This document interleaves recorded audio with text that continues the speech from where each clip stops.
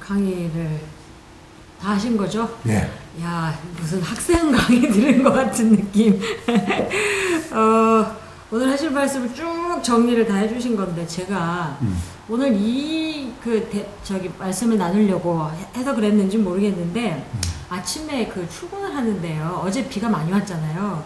오늘 굉장히 공기가 맑았어요. 깨끗했어요. 근데 아파트 단지 안에 있는 상가에 세탁소가 있어요.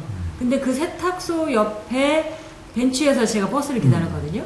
근데 그 버스에 앉아 있는데 그 맑은 공기를 세탁소에서 나오는 휘발성 유기 화합 물질이라 그러죠.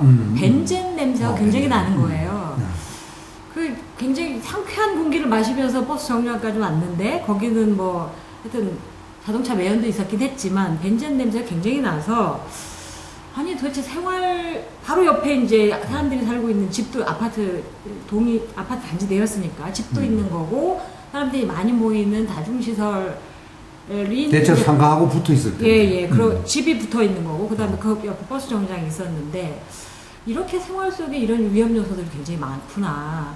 이런 것들을 줄일 수 있는 방안, 지금 말씀하셨던 사람들이 그런 위험 요소가 우리 집 주변에 있다는 거를 사실 안단 말이에요. 근데 그것을 몰아낼 수는 없는 조건. 같이 살아야 되는 상황인데, 그거를 줄일 수 있는 방안. 뭘까? 제가 그 고민을 하나 했었고요. 또 하나는 정말 오랜만에 1, 2 산업단지에 일이 있어서 갔었어요. 1, 2 산업단지가 지금 굉장히 노후한 산업단지이고, 악취 아마 특별대책 지역일걸요? 근데 그래서 이제 상당한 예산을 쏟아부어서 악취 개선을 하기 위해서 노력을 했을 텐데도 여전히 코하고 눈을 자극하는 독한 냄새, 이런 것들이 느껴졌단 말이죠. 그래서 그런 것들이 이제 우리가 도시 안에서 안고 살아야 되는데, 이런 문제는 어떻게 봐야 될까요? 근데 그건 이제 일반 공해 문제하고 저는 비슷하다고, 또 오염 관리와 관리의 영역에 속한다고 생각이 돼요. 그래서 큰 위험에서 이제 작은 생활상의 위험으로 본다면 조금 수준이 낮은 위험이라고 보는데, 이제 좀 차이가 있다면 이런 거라고 생각이 돼요.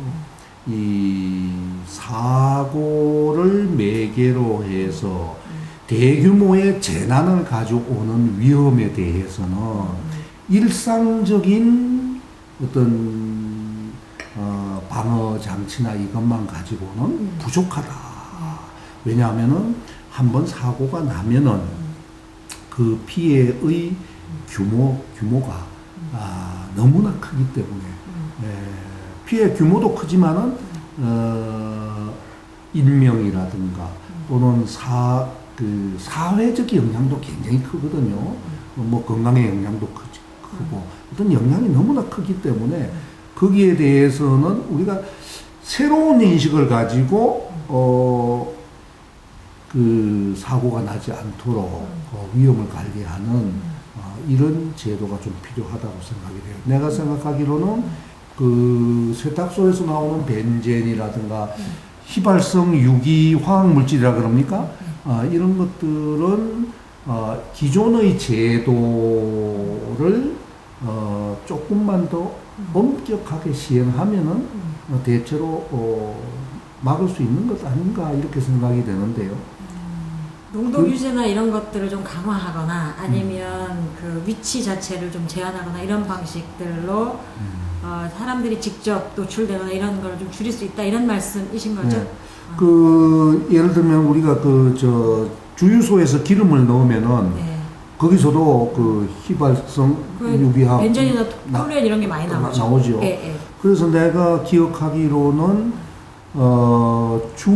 이게 지금 아마 유예 기간인 것 같은데, 주유소에서 거기서 거의 휘발성 물질을 포집하는 장치를 갖추도록 아마 법제화된 걸로 알고 있어요. 지금은 유예 기간이고. 지금은 아마 유예 기간인 것 같아요. 왜냐하면 그걸 우리가 내가 참여하는 어떤 위원회에서 그걸 통과시킨 적이 있거든요. 그 이후에 어떻게 됐는지를 내가 추적은 못 해봤는데 어쨌든 통과를 시켰습니다. 그러니까 그런 것 하듯이 세탁소 같은 데서도 포집할 수 있는 장비를 갖추도록 하면은 좋지 않을까 그런 생각이 듭니다.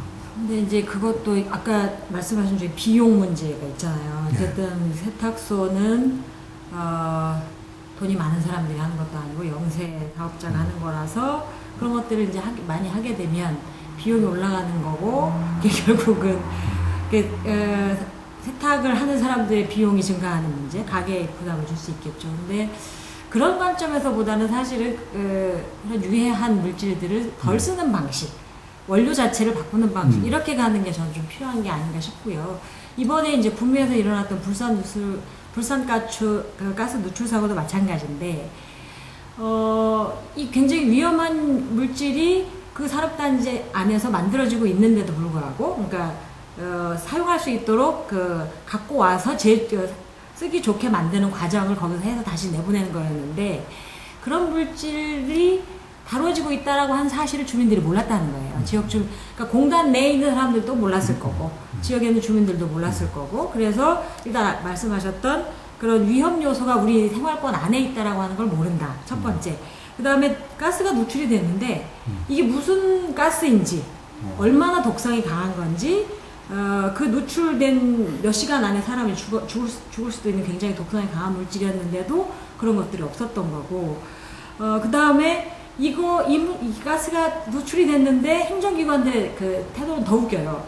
그러니까 구미시랑 연관된 행자부가 있고, 그 산업단지 관리와 관련돼서 관련해서 환경부가 있고, 그리고 이제 그 산업단지 내에 사업장에서 일어난 문제여서 고용노동부가 연관되어 있는 한 4-5개의 정부기관이 관계된 일이었는데 초동 대응을 제대로 못 해가지고 어떤 물질인지 이게 위험성에 대한 판단이 안 된 거고, 그 다음에 그런 것들이 누출이 됐을 때 이제 매뉴얼이 있잖아요. 응급 사고에 대응하는 매뉴얼. 그런 것들이 있는데 제대로 작동이 안 된 거고. 그러니까 사람이 가서 막다가 그 자리에서 이렇게 좀 사고를 당하는, 인명사고가 나는 그런 상황들이 된 건데, 지금 말씀하신 방호체계나 이런 것들이 좀 마련이 된다면 그런 문제를 사전에 예방할 수는 있겠습니다만, 지금도 그런 사전 예방 차원의 매뉴얼, 그 다음에 사고가 났을 때 대처 매뉴얼 이런 것들이 있는데도 불구하고 잘 작동이 안 되는 문제가 있는 것 같아요. 그건 이제 개인의 문제도 있고 조직의 문제도 있습니다. 개인보다도 우리가 더 주목해야 될 건 개인이 실수를 하거나